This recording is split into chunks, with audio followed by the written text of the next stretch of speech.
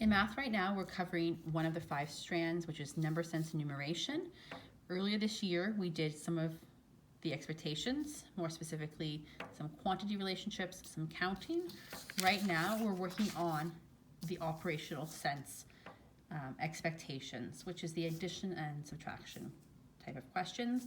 It's not involving regrouping or carrying numbers, so it's just using single digit subtraction and addition of whole numbers to 20. So today, the students will bring home this flip book, which shows les stratégies d'addition. These are the strategies we learn in class to help solve addition problems. The first one is pretty basic, it's just using your fingers.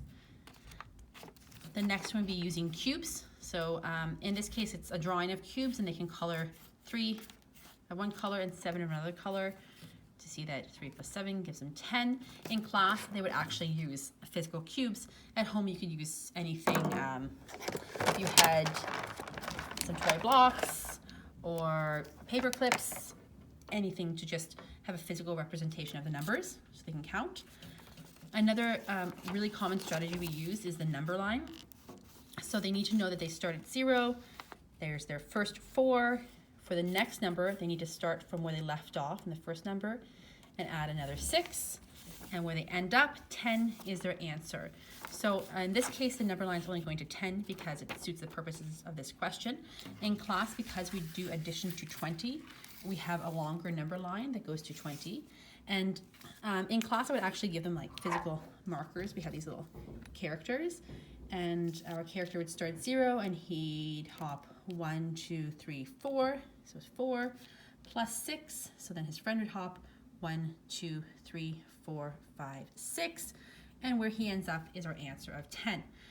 When they are doing larger questions eventually in older grades, you can use anything for number line. A ruler or these seamstress tapes are great, obviously, because they go up to higher numbers. Another strategy they're very familiar with now are the 10 frames. So it's a grille de 10 in French. In this case, they know that there's 8 plus additional 2, and they know that once the 10 frame is full, it has to be 10. They don't have to count this. They know it's full, that's 10. Likewise, they know if it's only half full, that's 5. And this will help them later when they do larger questions, because if they have 10 frames full, they know 10, 20, and then if they only have 2 in the next 10 frames, they know the answer is 22. We also learned about number families, sorry. In this case, they put the highest number here.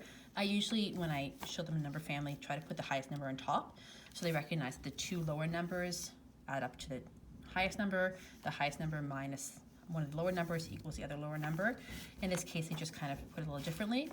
We have to, of course, talk about you can't just plug any numbers into this. You have to recognize that these ones are family because they have a relationship.